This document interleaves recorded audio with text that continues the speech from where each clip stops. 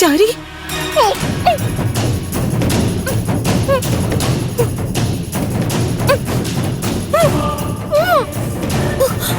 മോളെ ശാരി എന്റെ കെട്ടുന്നഴിക്ക്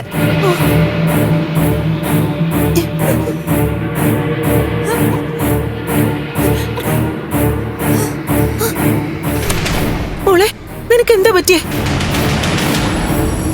നീ എങ്ങനെ ഇവിടെ വന്നേ? നിങ്ങളുടെ ആംഗ്ല ത്യാഗരാജനോട് ചോദിച്ചാ മതി. അയാളെ എന്നെ തട്ടിക്കൊണ്ടു വന്നേ.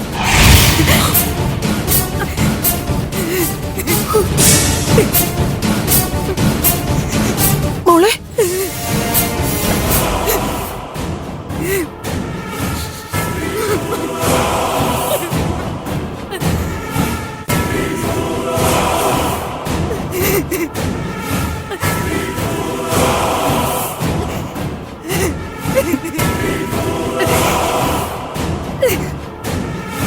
നന്ദ, നീ എവിടെയാ?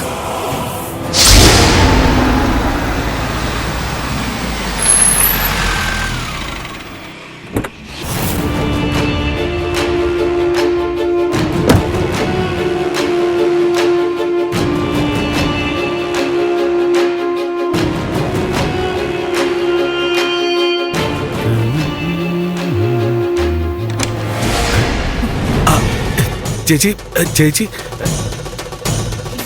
ചേച്ചി എപ്പോഴാ വന്നേ? ഞാനിപ്പോ വന്നേ ഉള്ളൂ. ആ അല്ല, 2 ദിവസം കഴിഞ്ഞിട്ടല്ലേ വരുമെന്ന് പറഞ്ഞേ? ആ കുറച്ച് നേരത്തെ അങ്ങ് വരാന്ന് വെച്ചു. തെരഞ്ഞെടുപ്പല്ലേ. നീ എന്താ ആലോചിക്കുന്നേ? കേറി വാ.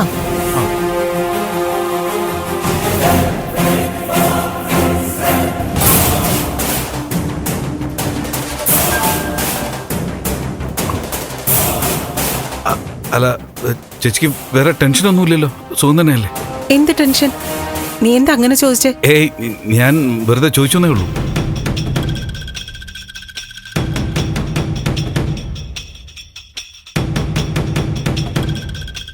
ആഹാ ചേച്ചി, നമുക്കേ പുറത്ത് പോയിട്ട് ബ്രേക്ക്ഫാസ്റ്റ് കഴിച്ചിട്ട് വരാം. വാ. ഞാൻ കഴിച്ചു. നിനക്ക് വേണമെങ്കിൽ ഞാൻ ഉണ്ടാക്കി തരാം. വേണ്ട വേണ്ട വേണ്ട വേണ്ട, എനിക്കൊന്നും വേണ്ട. പിന്നെ ഞാൻ വാർത്തയെ കണ്ടു, ദേവികയുടെ അനിയത്തി ശാരികയെ കാണാനില്ലെന്ന്. അതെ, അന്വേഷണം നടക്ക. ആ KDF തട്ടിക്കൊണ്ടുപോയത് തന്നെയാ, ഒരു സംശയമില്ല.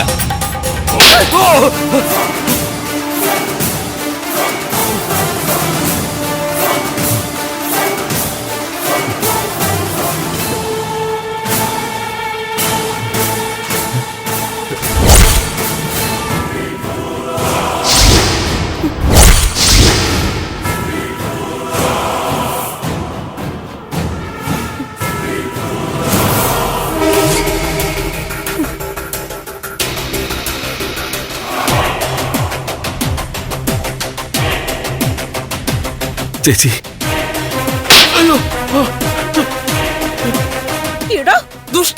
എന്തൊക്കെയാടാ നീ കാണിച്ചു കൂട്ടുന്നേ? പറയടാ. ചേച്ചി എന്നെ തല്ലല്ലേ. ഇറങ്ങി പോടാ. മതി, ഇനി നീ ഇവിടെ നിക്കണ്ട. ഞാൻ പറയട്ടെ.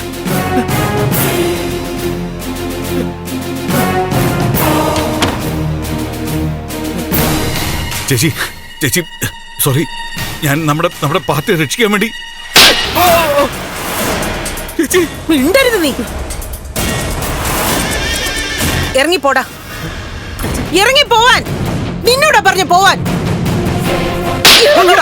ഇറങ്ങടാ ഈ വീട്ടിൽ നിന്ന്. ചേച്ചി തല്ലല്ലേ. മോളെ, തെരഞ്ഞെടുപ്പിലും മോളെ ചേച്ചി ജയിക്കാൻ വേണ്ടിട്ട് ഞാൻ ഇങ്ങനെയൊക്കെ ചെയ്തത്. കൂടുതലൊന്നും പറയണ്ട. ഇറങ്ങി പോടാ ഇവിടുന്ന്. ചേച്ചി, ഞാൻ ഈ കൊച്ചിനൊന്നും ചെയ്തിട്ടില്ല. തെറ്റ് ചെയ്തിട്ട് നിന്ന് പ്രസംഗിക്കുന്നോ? ഈ നാട് മുഴുവൻ ഇവളെ കാണാഞ്ഞിട്ട് നെട്ടോട്ട് ഓടുക. അപ്പോഴാ അവന്റെ ഒരു. ഞാൻ പറയുന്നത് ചേച്ചി, ഞാൻ ഈ കൊച്ചിനൊന്നും ചെയ്തിട്ട്.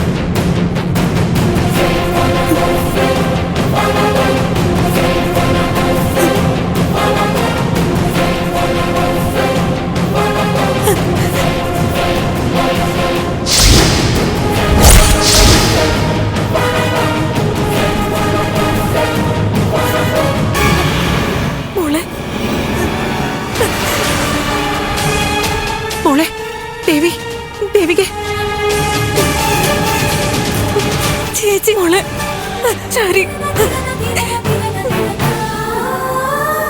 മോളെ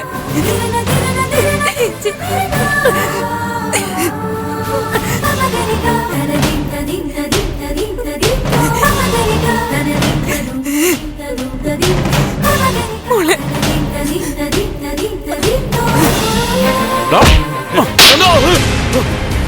നിന്നെ തല്ലല്ലേ നന്ദ, ബാബു, അയ്യോ. നന്ദ, എന്നെ എന്ത് വേണമെങ്കിലും ചെയ്തു ഒക്കെ ഞാൻ ഏറ്റു വാങ്ങിച്ചോളാം. എനിക്ക് ഒറ്റ ലക്ഷ്യം ഉണ്ടായിരുന്നുള്ളൂ, നമ്മുടെ സ്ഥാനാർത്ഥി ദേവിക ജയിക്കണം. മിണ്ടി പോരുതോ നീ. ഓ ഓ